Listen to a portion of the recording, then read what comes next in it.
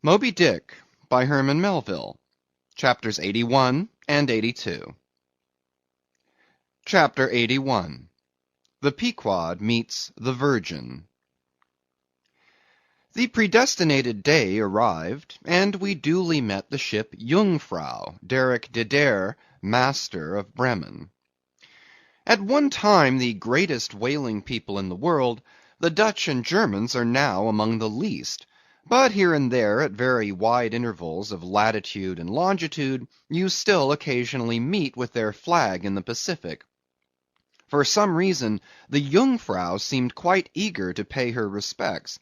While yet some distance from the Pequod, she rounded to, and dropping a boat, her captain was impelled toward us, impatiently standing in the bows instead of the stern. "What has he in his hand there?" cried Starbuck, pointing to something wavingly held by the German. "Impossible! A lamp feeder?" "Not that," said Stubb. "No, no, it's a coffee pot, Mr. Starbuck. He's coming off to make us our coffee, is the Yarman. Don't you see that big tin can there alongside of him? That's his boiling water. Oh, he's all right, is the Yarman." "Get along with you," cried Flask. "It's a lamp feeder and an oil can. He's out of oil, and has come a-begging." However curious it may seem for an oil ship to be borrowing oil on the whale ground, and however much it may inadvertently contradict the old proverb about carrying coals to Newcastle, yet sometimes such a thing really happens; and in the present case Captain Derrick de Dere did indubitably conduct a lamp feeder, as Flask did declare.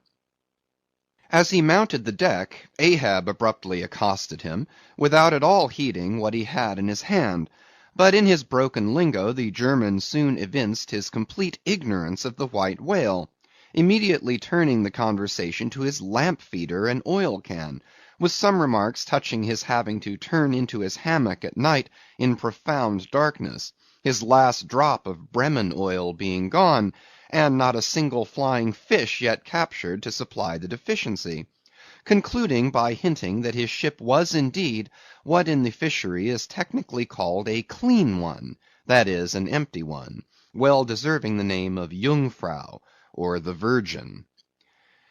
His necessities supplied, Derick departed; but he had not gained his ship's side when whales were almost simultaneously raised from the mastheads of both vessels; and so eager for the chase was Derick, that without pausing to put his oil can and lamp feeder aboard, he slewed round his boat and made after the Leviathan lamp feeders.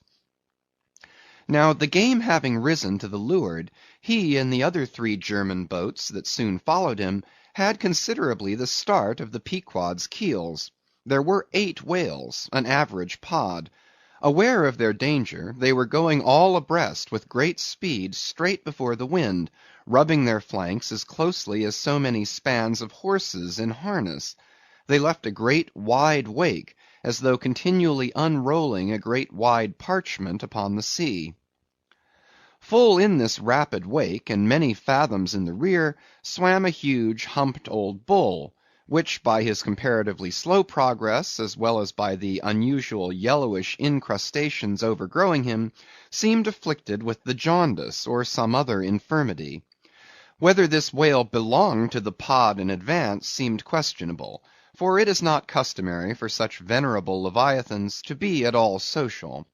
Nevertheless he stuck to their wake, though indeed their backwater must have retarded him, because the white bone or swell at his broad muzzle was a dashed one, like the swell formed when 2 hostile currents meet. His spout was short, slow, and laborious, coming forth with a choking sort of gush, and spending itself in torn shreds, followed by strange subterranean commotions in him, which seemed to have egress at his other buried extremity, causing the waters behind him to up-bubble. "Who's got some paregoric?" said Stubb. "He has the stomach ache, I'm afraid. Lord, think of having half an acre of stomach ache! Adverse winds are holding mad Christmas in him, boys. It's the first foul wind I ever knew to blow from astern. But look, did ever whale yaw so before? It must be he's lost his tiller." as an overladen Indiaman, bearing down the Hindustan coast with a deck-load of frightened horses, careens, berries, rolls, and wallows on her way, so did this old whale heave his aged bulk, and now and then, partly turning over on his cumbrous rib ends, expose the cause of his devious wake in the unnatural stump of his starboard fin. Whether he had lost that fin in battle, or had been born without it, it were hard to say. "Only wait a bit, old chap, and I'll give ye a sling for that wounded arm," cried cruel Flask, pointing to the whale line near him.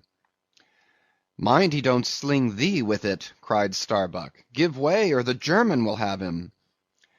With one intent, all the combined rival boats were pointed for this one fish, because not only was he the largest, and therefore the most valuable whale, but he was nearest to them, and the other whales were going with such great velocity, moreover, as almost to defy pursuit for the time. At this juncture the Pequod's keels had shot by the three German boats last lowered, but from the great start he had had, Derick's boat still led the chase, though every moment neared by his foreign rivals. The only thing they feared was, that from being already so nigh to his mark, he would be enabled to dart his iron before they could completely overtake and pass him. As for Derick, he seemed quite confident that this would be the case, and occasionally, with a deriding gesture, shook his lamp feeder at the other boats. "The ungracious and ungrateful dog!" cried Starbuck. "He mocks and dares me with the very poor box I filled for him not 5 minutes ago." Then in his old intense whisper, "Give way, greyhounds! Dog to it!" "I tell you what it is, men," cried Stubb to his crew, "it's against my religion to get mad, but I'd like to eat that villainous Yarman. Pull, won't ye? Are ye going to let that rascal beat ye? Do ye love brandy? A hogshead of brandy, then, to the best man. Come, why don't some of ye burst a blood vessel? Who's that been dropping an anchor overboard? We don't budge an inch. We're becalmed. Halloo, here's grass growing in the boat's bottom, and by the Lord, the mast there, budding. This won't do, boys. Look at that Yarman. The short and long of it is, men, will ye spit fire or not?" "Oh, see the suds he makes!" cried Flask, dancing up and down. "What a hump! Oh, do pile on the beef! Lays like a log! Oh, my lads, do spring! Slapjacks and quahogs for supper, you know, my lads! Baked clams and muffins! Oh, do spring! He's 100-barreler! Don't lose him now! Oh, don't! See that Yarman! Oh, won't ye pull for your duff, my lads? Such a sog! Such a sogger! Don't you love sperm? There goes $3,000, men! A bank! A whole bank! The Bank of England! Oh, do! What's that Yarman about now?" At this moment Derick was in the act of pitching his lamp feeder at the advancing boats, and also his oil can, perhaps with the double view of retarding his rival's way, and at the same time economically accelerating his own by the momentary impetus of the backward toss. "The unmannerly Dutch dogger!" cried Stubb. "Pull now, men! Like 50,000 line of battleship loads of red-haired devils! What do you say, Tashtego? Are you the man to snap your spine in 22 pieces for the honor of old Gayhead? What do you say?" "I say, pull like goddamn!" cried the Indian.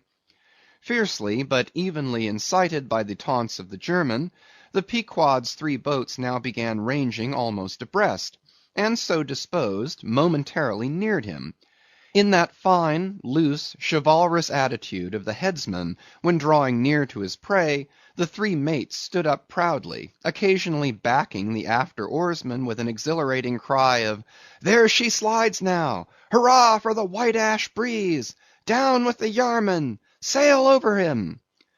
But so decided an original start had Derick had, that spite of all their gallantry he would have proved the victor in this race, had not a righteous judgment descended upon him in a crab which caught the blade of his midship oarsman.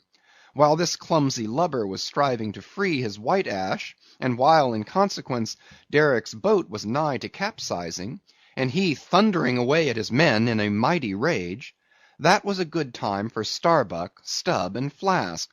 With a shout, they took a mortal start forward, and slantingly ranged up on the German's quarter.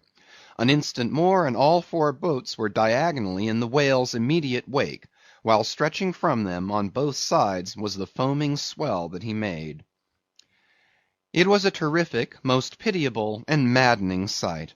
The whale was now going head out, and sending his spout before him in a continual tormented jet, while his one poor fin beat his side in an agony of fright. Now to this hand, now to that, he yawed in his faltering flight, and still at every billow that he broke he spasmodically sank in the sea, or sideways rolled towards the sky his one beating fin. So have I seen a bird with clipped wing making affrighted broken circles in the air, vainly striving to escape the piratical hawks. But the bird has a voice, and with plaintive cries will make known her fear. But the fear of this vast dumb brute of the sea was chained up and enchanted in him.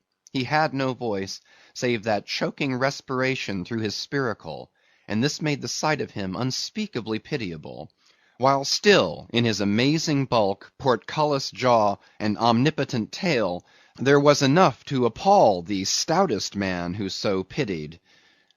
Seeing now that but a very few moments more would give the Pequod's boats the advantage, and rather than be thus foiled of his game, Derick chose to hazard what to him must have seemed a most unusually long dart, ere the last chance would forever escape.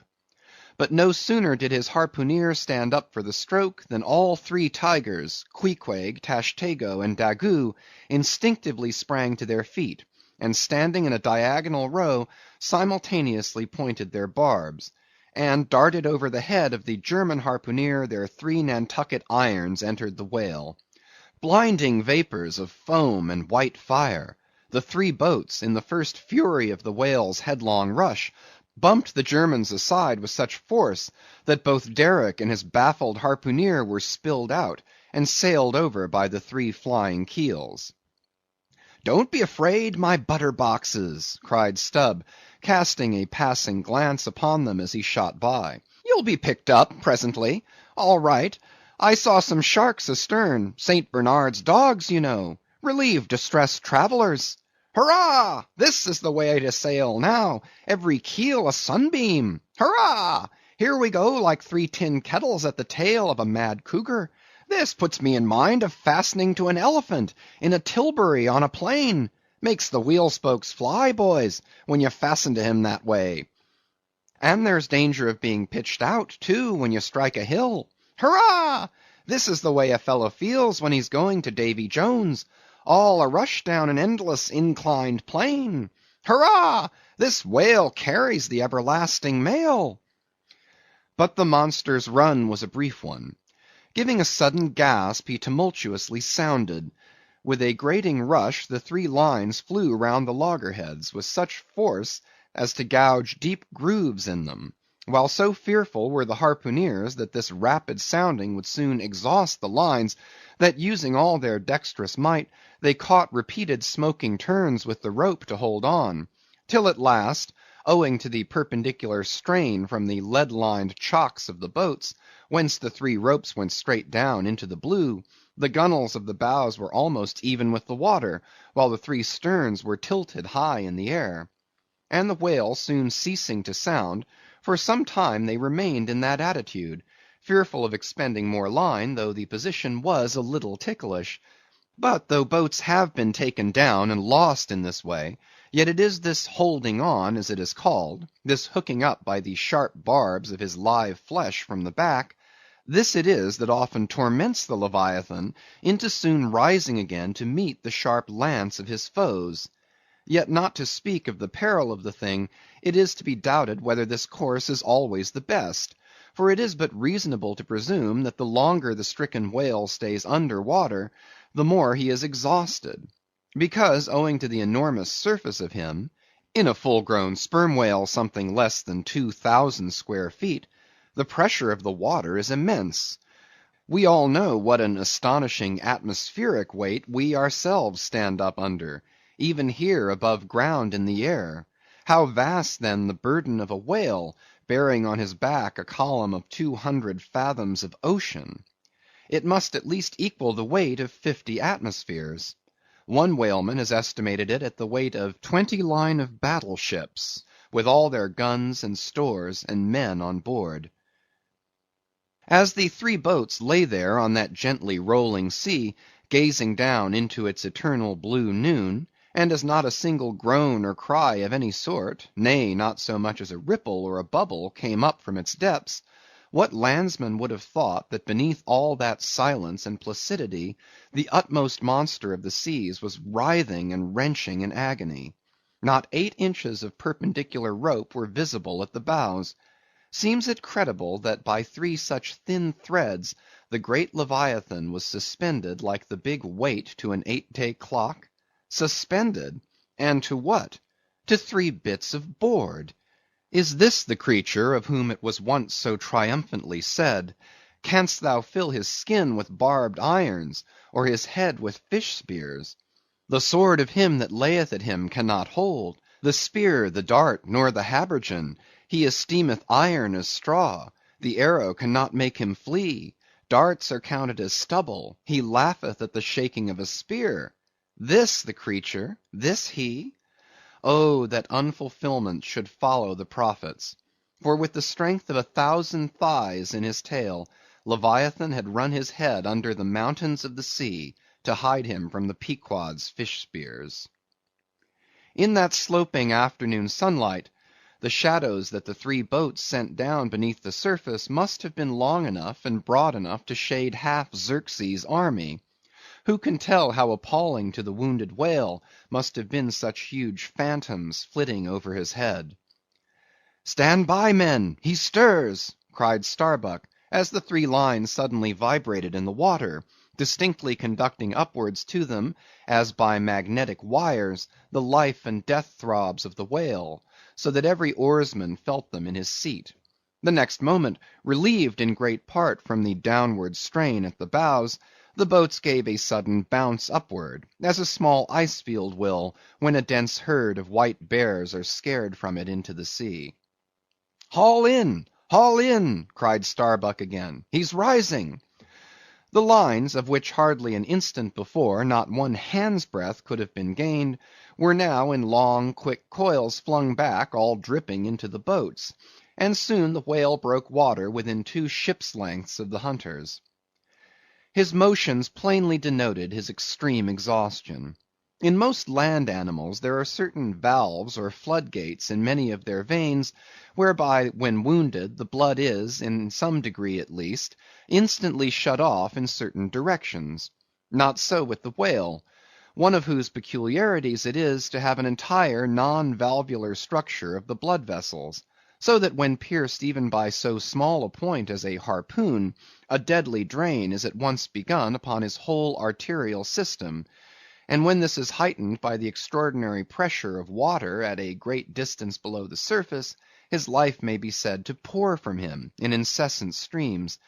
Yet so vast is the quantity of blood in him, and so distant and numerous its interior fountains, that he will keep thus bleeding and bleeding for a considerable period, even as in a drought a river will flow, whose source is in the well springs of far off and undiscernible hills. Even now, when the boats pulled upon the whale, and perilously drew over his swaying flukes, and the lances were darted into him, they were followed by steady jets from the new-made wound, which kept continually playing, while the natural spout-hole in his head was only at intervals, however rapid, sending its affrighted moisture into the air. From this last vent no blood yet came, because no vital part of him had thus far been struck. His life, as they significantly call it, was untouched. As the boats now more closely surrounded him, the whole upper part of his form, with much of it that is ordinarily submerged, was plainly revealed. His eyes, or rather the places where his eyes had been, were beheld. As strange misgrown masses gather in the knot-holes of the noblest oaks when prostrate, so from the points which the whale's eyes had once occupied now protruded blind bulbs, horribly pitiable to see. But pity there was none. For all his old age, and his one arm, and his blind eyes, he must die the death, and be murdered, in order to light the gay bridals and other merry makings of men, and also to illuminate the solemn churches that preach unconditional inoffensiveness by all to all. Still rolling in his blood, at last he partially disclosed a strangely discolored bunch or protuberance, the size of a bushel, low down on the flank. "A nice spot!" cried Flask. "Just let me prick him there once." "Avast!" cried Starbuck. "There's no need of that." But humane Starbuck was too late. At the instant of the dart, an ulcerous jet shot from this cruel wound, and goaded by it into more than sufferable anguish, the whale, now spouting thick blood, with swift fury, blindly darted at the craft, bespattering them and their glorying crews all over with showers of gore, capsizing Flask's boat, and marring the bows. It was his death stroke. For by this time, so spent was he by loss of blood, that he helplessly rolled away from the wreck he had made, lay panting on his side, impotently flapped with his stumped fin, then over and over slowly revolved like a waning world, turned up the white secrets of his belly, lay like a log, and died. It was most piteous, that last expiring spout. As when by unseen hands the water is gradually drawn off from some mighty fountain, and with half-stifled melancholy gurglings the spray column lowers and lowers to the ground, so the last long dying spout of the whale. Soon, while the crews were awaiting the arrival of the ship, the body showed symptoms of sinking with all its treasures unrifled. Immediately, by Starbuck's orders, lines were secured to it at different points, so that ere long every boat was a buoy, the sunken whale being suspended a few inches beneath them by the cords.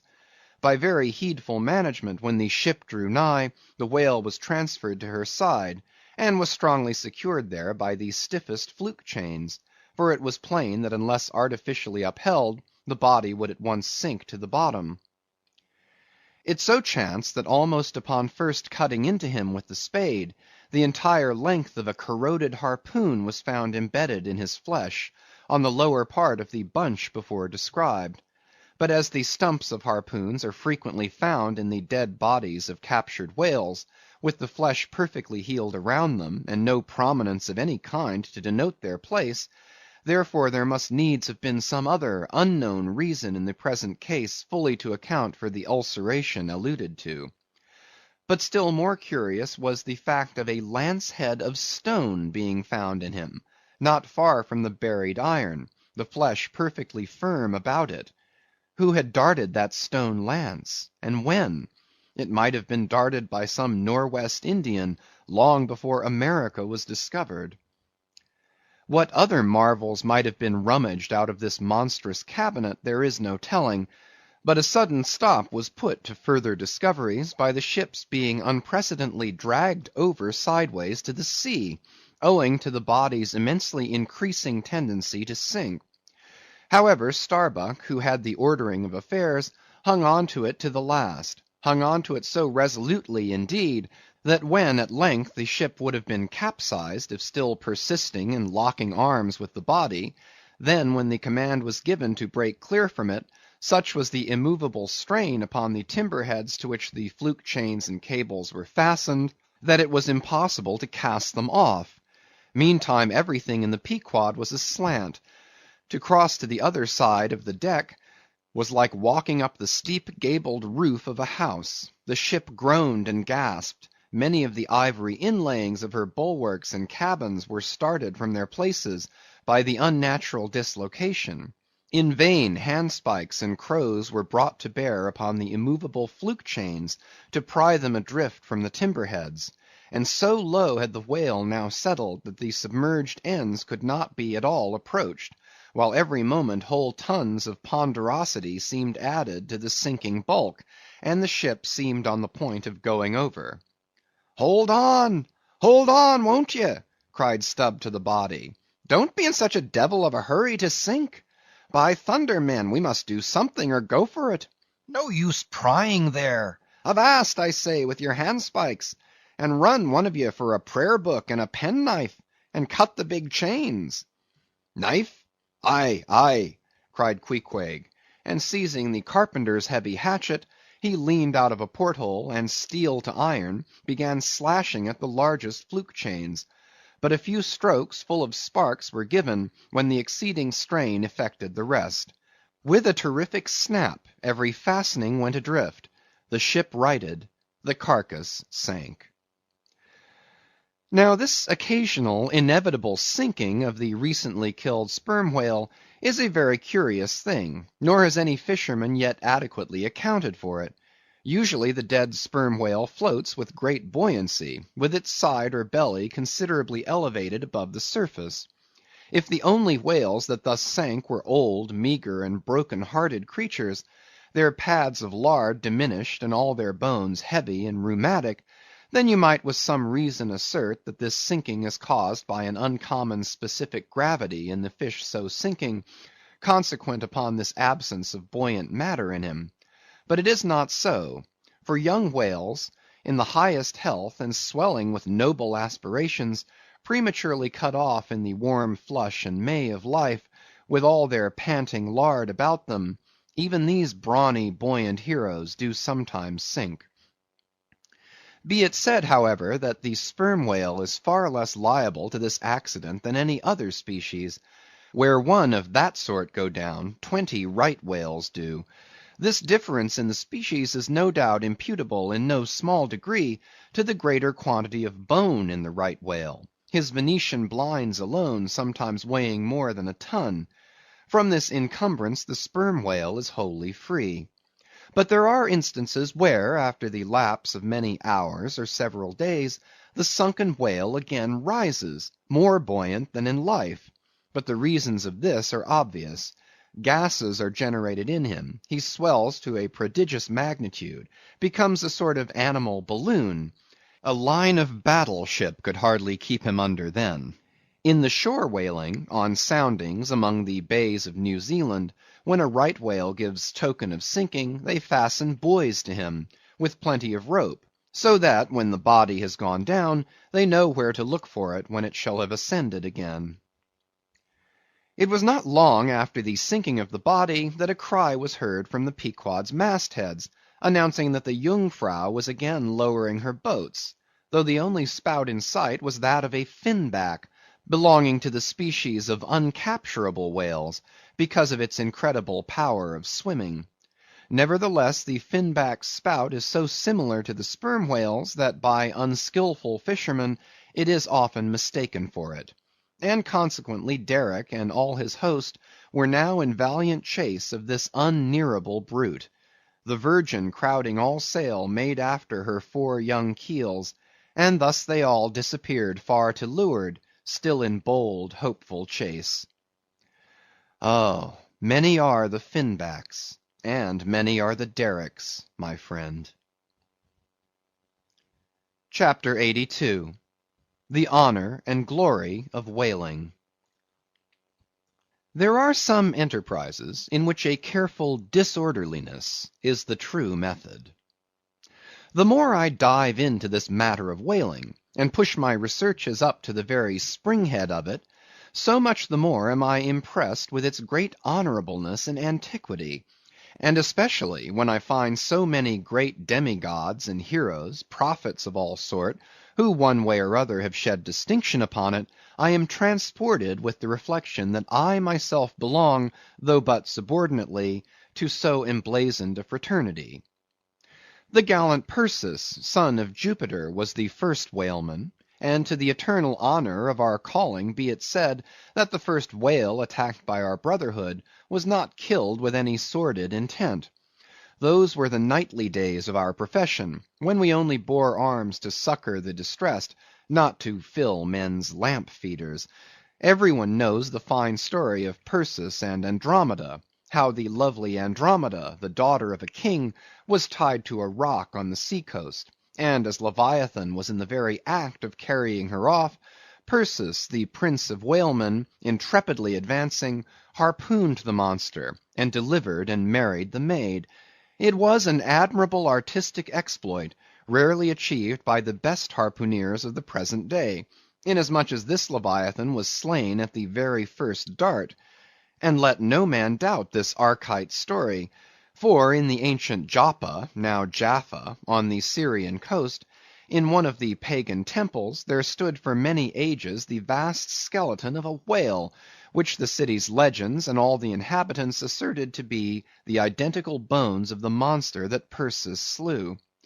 When the Romans took Joppa, the same skeleton was carried to Italy in triumph. What seems most singular and suggestively important in this story is this: it was from Joppa that Jonah set sail. Akin to the adventure of Perseus and Andromeda, indeed by some supposed to be indirectly derived from it, is that famous story of St. George and the dragon; which dragon I maintain to have been a whale, for in many old chronicles whales and dragons are strangely jumbled together, and often stand for each other. Thou art as a lion of the waters, and as a dragon of the sea, saith Ezekiel, hereby plainly meaning a whale. In truth, some versions of the Bible use that word itself. Besides, it would much subtract from the glory of the exploit had St. George but encountered a crawling reptile of the land, instead of doing battle with the great monster of the deep. Any man may kill a snake, but only a Perseus, a St. George, a coffin, have the heart in them to march boldly up to a whale. Let not the modern paintings of this scene mislead us; for though the creature encountered by that valiant whaleman of old is vaguely represented of a griffin-like shape, and though the battle is depicted on land and the saint on horseback, yet, considering the great ignorance of those times, when the true form of the whale was unknown to artists, and considering that, as in Perseus's case, St. George's whale might have crawled up out of the sea on the beach, and considering that the animal ridden by St. George might have been only a large seal or sea-horse; bearing all this in mind, it will not appear altogether incompatible with the sacred legend and the ancientest draughts of the scene, to hold this so-called dragon no other than the great Leviathan himself. In fact, placed before the strict and piercing truth, this whole story will fare like that fish, flesh, and fowl idol of the Philistines, Dagon by name, who being planted before the ark of Israel, his horse's head and both the palms of his hands fell off from him, and only the stump or fishy part of him remained. Thus, then, one of our own noble stamp, even a whaleman, is the tutelary guardian of England; and by good rights we harpooneers of Nantucket should be enrolled in the most noble order of St. George. And therefore let not the knights of that honorable company, none of whom, I venture to say, have ever had to do with a whale like their great patron, let them never eye a Nantucketer with disdain, since even in our woolen frocks and tarred trowsers we are much better entitled to St. George's decoration than they. Whether to admit Hercules among us or not, concerning this I long remained dubious. For though, according to the Greek mythologies, that antique Crockett and Kit Carson, that brawny doer of rejoicing good deeds, was swallowed down and thrown up by a whale, still whether that strictly makes a whaleman of him, that might be mooted. It nowhere appears that he ever actually harpooned his fish, unless indeed from the inside. Nevertheless, he may be deemed a sort of involuntary whaleman; at any rate, the whale caught him, if he did not the whale. I claim him for one of our clan. But by the best contradictory authorities, this Grecian story of Hercules and the whale is considered to be derived from the still more ancient Hebrew story of Jonah and the whale, and vice versa. Certainly they are very similar. If I claim the demigod, then, why not the prophet? Nor do heroes, saints, demigods, and prophets alone comprise the whole roll of our order. Our Grand Master is still to be named; for like royal kings of old times, we find the headwaters of our fraternity in nothing short of the great gods themselves. That wondrous Oriental story is now to be rehearsed from the Shaster, which gives us the dread Vishnu, one of the three persons of the Godhead of the Hindus, gives us this divine Vishnu himself for our Lord. Vishnu, who by the first of his 10 earthly incarnations has forever set apart and sanctified the whale. When Brahma, or the God of gods, saith the Shaster, resolved to recreate the world after one of its periodical dissolutions, he gave birth to Vishnu to preside over the work. But the Vedas, or mystical books, whose perusal would seem to have been indispensable to Vishnu before beginning the creation, and which therefore must have contained something in the shape of practical hints to young architects, these Vedas were lying at the bottom of the waters. So Vishnu became incarnate as a whale, and sounding down in him to the uttermost depths, rescued the sacred volumes. Was not this Vishnu a whaleman then? Even as a man who rides a horse is called a horseman. Perseus, St. George, Hercules, Jonah, and Vishnu. There's a member roll for you. What club but the whaleman's can head off like that? End of chapters 81 and 82.